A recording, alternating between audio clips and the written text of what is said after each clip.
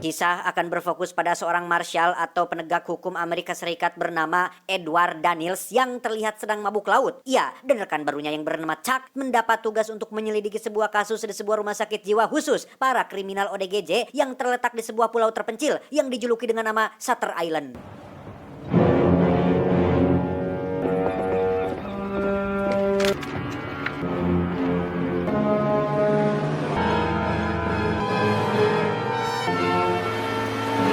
Setibanya di sana, Daniel dan Chuck disambut oleh seorang wakil sipir yang meminta mereka berdua untuk menyerahkan pistolnya sebagai bagian dari protokol keamanan yang entah karena gugup atau ada alasan lain, Chuck nampak kesulitan menarik sarung pistol dari celananya.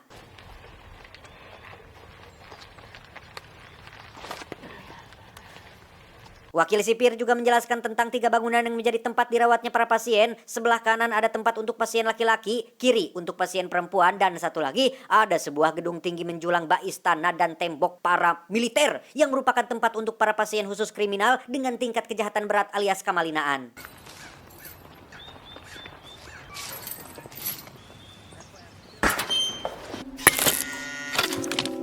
Dan inilah Dr. John yang merupakan pimpinan pengobatan di rumah sakit jiwa ini, di mana beliau langsung menceritakan tentang kasus yang akan mereka tangani, yaitu berkaitan dengan seorang pasien bernama Rachel Solando yang menghilang secara misterius tanpa ada jejak ataupun petunjuk yang ditemukan. And what about the husband? Then she brought them back inside and arranged them around the kitchen table. She ate a meal there before. Diketahui bahwa Rachel adalah seorang ODGJ yang telah menghabisi 3 anak kandungnya sendiri, yang untuk menekan rasa bersalahnya, Rachel menciptakan fantasi sendiri atau dunia sendiri. Namun yang paling menarik adalah ia memiliki IQ tinggi atau bisa dikatakan jenius karena mampu merangkai skenario secara terperinci dan mendetail, seperti menganggap rumah sakit ini adalah rumahnya dan memberikan peran masing-masing kepada semua pengurus rumah sakit dengan peran seperti ada yang jadi tukang pos, ada yang dianggap atau dipercaya jadi pengantar susunya, pengantar makanan, tetangga, kurir ekspedisi, dan lain sebagainya. It's as if she evaporated straight through the walls. Tak ingin buang waktu, Daniel dan Chuck pun langsung memeriksa kamar Rachel dan tak sengaja menemukan sepotong kertas bertuliskan The Law of Four, who is 67, siapa 67, yang artinya kurang lebih hukum keempat, siapa 67, yang entah apa maksudnya itu. I think it's just random scribblings. Selanjutnya, Daniel dan Chuck pun diajak melakukan penyisiran bersama dengan para penjaga, di mana wakil sipir menjelaskan bahwa kasus hilangnya Rachel ini dianggap sangat tidak masuk akal karena pertama, pintu dan jendela masih utuh, kedua, para sipir selalu berjaga selama 24 jam penuh, dan 3, tidak ditemukan bukti sedikit pun tentang usaha pelarian yang Rachel lakukan. Poison ivy, live oak, sumac. Malamnya, semua staf rumah sakit pun dikumpulkan untuk dilakukan interogasi, di mana salah satu karyawan mengatakan bahwa ia terakhir kali melihat Rachel di sesi terapi dengan seorang psikiater bernama Dr. Sehan yang kebetulan sedang pergi berlibur tepat saat Rachel dilaporkan hilang. Dr. Sheehan? Yes, he was running the session. Daniels pun meminta Dr. John untuk menghubungi sang psikiater alias Dr. Sehan, namun sayangnya panggilan telepon terganggu akibat cuaca buruk yang sedang terjadi. Selanjutnya, Daniel pun meminta berkas dan data seluruh staf di rumah sakit ini, namun Dr. John tidak bisa memberikannya dengan alasan privasi, ini itu bla bla bla bla, sehingga Daniel menjadi kesal sendiri dengan Dr. John dan rekan-rekan di sini yang malah mempersulit penyelidikan. Istilah KT, mereka yang minta dibantu tapi malah mereka sendiri yang mempersulitnya. Kan anjoy banget. Out of the question. Bullshit out of the question! Bullshit! Who the hell is in charge here anyway, huh?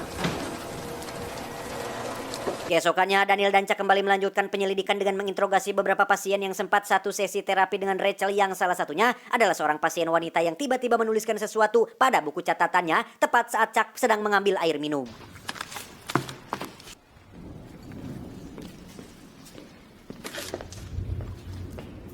Setelah interogasi selesai, Daniel dan Chuck pun ngobrol berdua tepat saat hujan lebat sedang turun, di mana Daniel akhirnya jujur tentang maksud dan tujuannya menerima tugas ini yang ternyata bukan semata-mata tertarik dengan kasus hilangnya Rachel, melainkan ingin menemukan keberadaan satu pasien bernama Andrew Laidis yang merupakan tersangka yang sudah menghabisi nyawa istri tercintanya. Entah seperti apa kronologi detailnya, intinya si Andrew Laidis ini diketahui adalah seorang kriminal ODGJ yang suka sekali berbuat kejahatan yang berkaitan dengan api, seperti membakar gedung sekolah dan lain sebagainya. Sampai suatu hari, si Andrew Laidis ini membakar sebuah gedung apartemen yang menjadi tempat tinggal Daniel dan istrinya, yang pada akhirnya istri Daniel tewas dalam insiden kebakaran tersebut.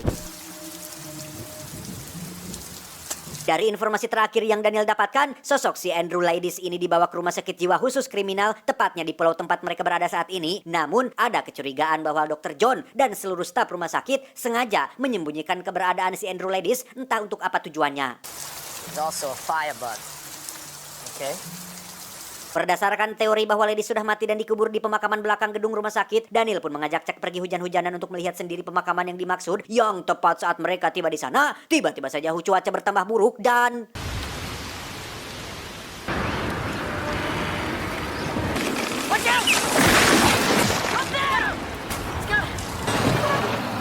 Mereka pun berlindung di sebuah bangunan tua dekat pemakaman, di mana di situ Daniel bercerita tentang masa lalunya yang pernah jadi tentara angkatan darat, yang dengan basic dan pengalamannya itulah Daniel menciptakan sebuah teori menarik tentang rumah sakit jiwa ini yang melakukan praktek pengobatan ilegal seperti cuci otak dan lain-lain. Too many to imagine.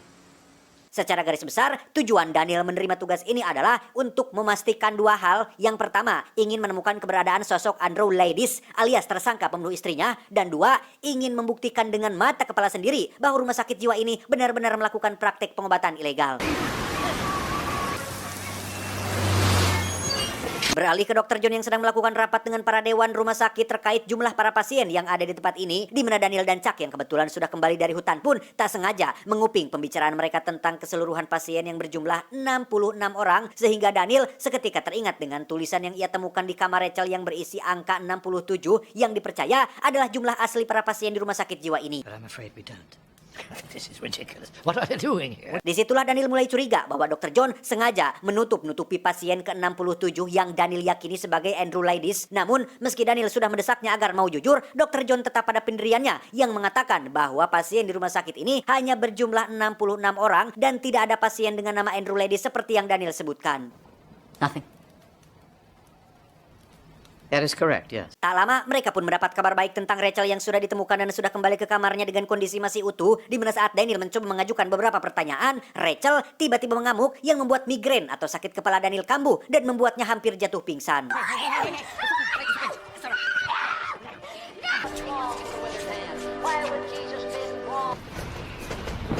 Keesokan paginya, seluruh staf rumah sakit dibuat kalang kabut saat para pasien mengamuk akibat lampu kamar mereka mati yang disebabkan oleh cuaca buruk kemarin yang membuat generator mengalami kerusakan. Di mana kesempatan itu dimanfaatkan oleh Daniel dan Chuck yang diam-diam masuk ke gedung terlarang khusus mengurung pasien kelas berat, berharap dapat menemukan sosok Andrew Ladies yang mungkin disembunyikan di sana.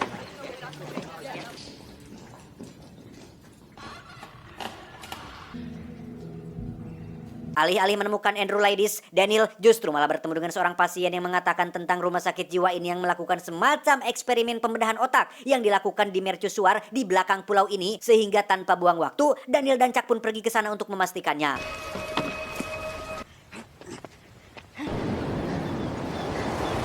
Dan ya, mercusuar yang dikatakan oleh pasien barusan ternyata memang benar-benar ada, di mana Chuck yang takut bertindak terlalu jauh pun memilih untuk kembali ke gedung, sementara Daniel tetap pada niatnya untuk mencari jalan menuju mercusuar tersebut. There's no way we could cross those rocks.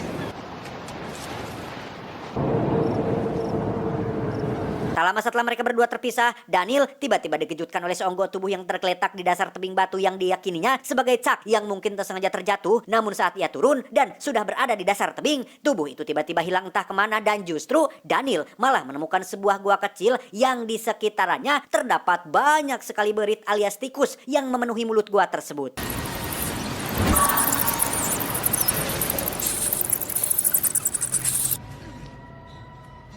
Dan sungguh, alangkah bingungnya Daniel saat menemukan sosok wanita yang mengaku sebagai Rachel Solando asli. Sehingga ia pun menyimpulkan bahwa kemungkinan besar Rachel yang sempat ia temui dan sempat mengamuk kepadanya tempo hari adalah Rachel palsu yang sengaja disetting oleh Dr. John untuk membuat Daniel menyudahi penyelidikannya.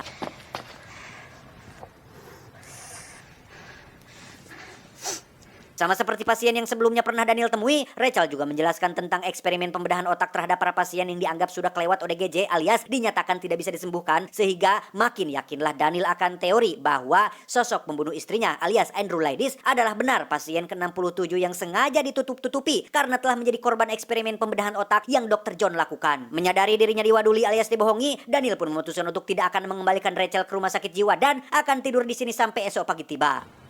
I started asking about these large shipments of sodium amytal.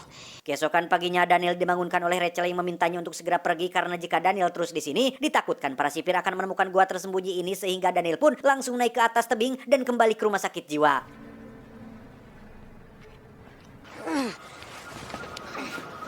Entah kebetulan atau memang sudah direncanakan, wakil sipir terlihat sudah menunggunya di atas tebing dan bermaksud untuk menjemput Daniel kembali ke rumah sakit, di mana Daniel yang sudah mengetahui fakta tentang kebusukan rumah sakit ini pun tak bisa lagi menutupi raut wajah kesalnya saat si wakil sipir mencoba melucu seolah tidak merasa berdosa terhadap apa yang mereka perbuat di pulau ini.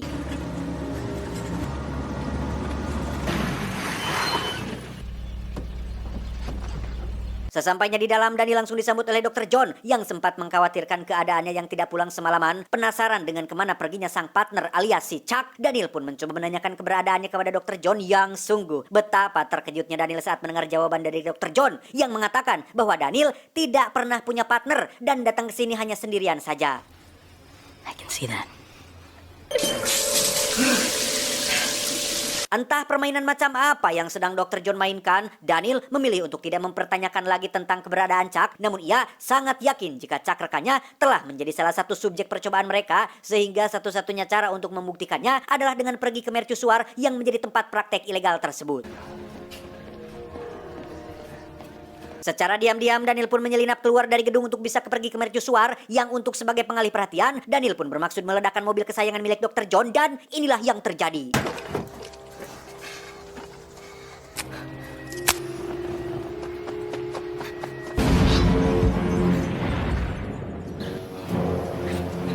Dengan cepat Daniel masuk ke dalam air dan berenang menuju mercusuar yang setibanya di atas permukaan, Daniel pun langsung melumpuhkan satu penjaga yang sedang papang dan berhasil masuk ke dalam mercusuar tersebut.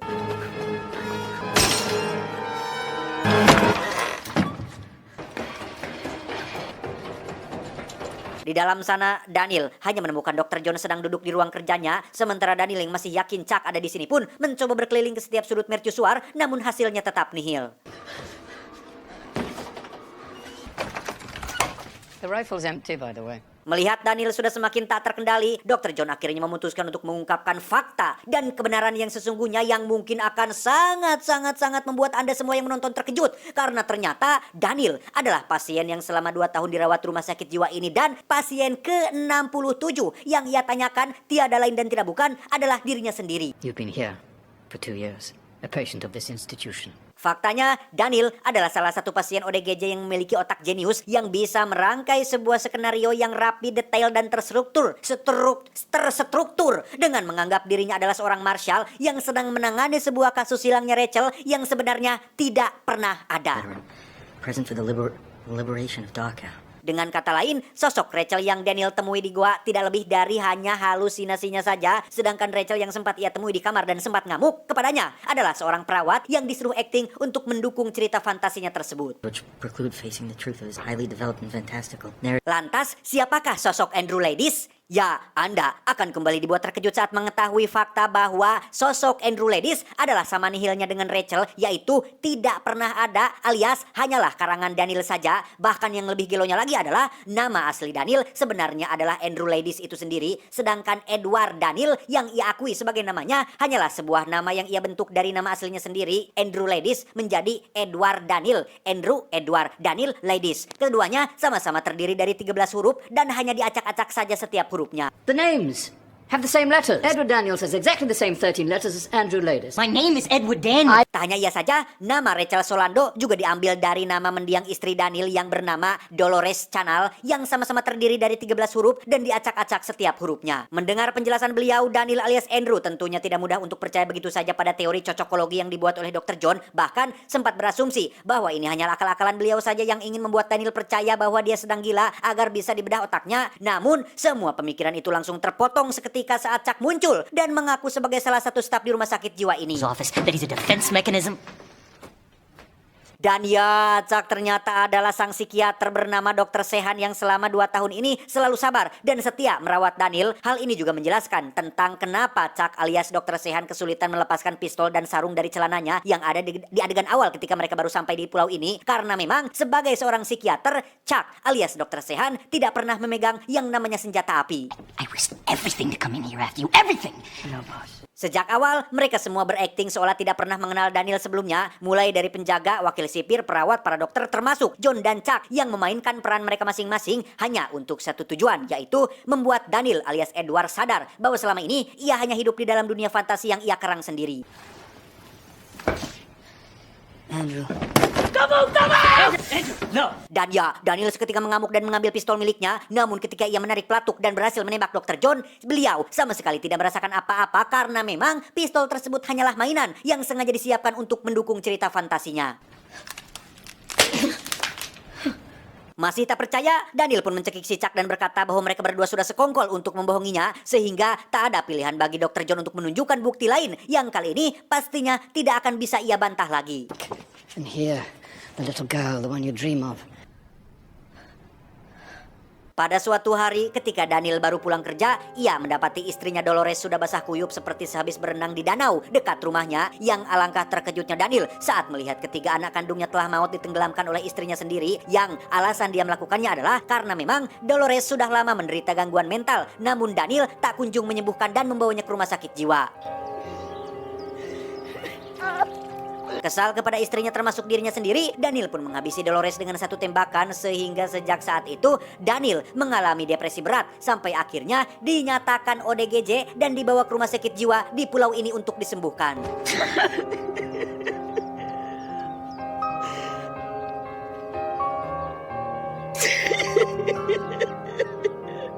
Kembali ke masa sekarang, Daniel terlihat sudah berada di kamar pasien yang dengan kesadaran yang sudah kembali normal. Bisa mengingat siapa dirinya, bisa mengingat tentang sosok Chuck yang merupakan psikiaternya selama 2 tahun ini, termasuk bisa mengingat bahwa cerita fantasi yang ia karang tadi diciptakan oleh pikirannya sendiri untuk menekan rasa bersalah yang secara tidak langsung telah menjadi penyebab kematian istri dan anak-anaknya. And I murdered my wife in the spring of 52.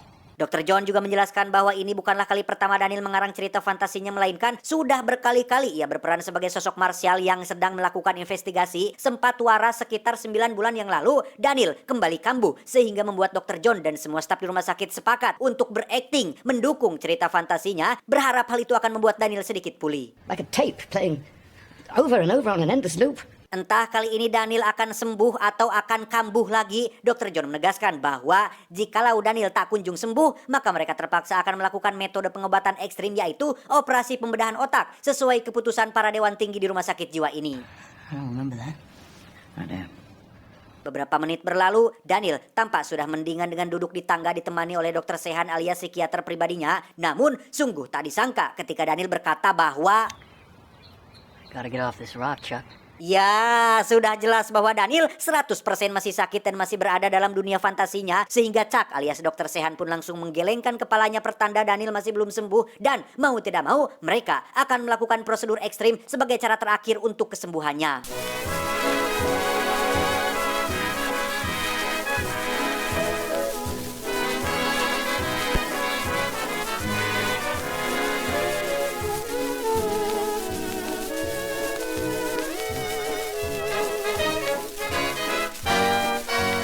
Tamat.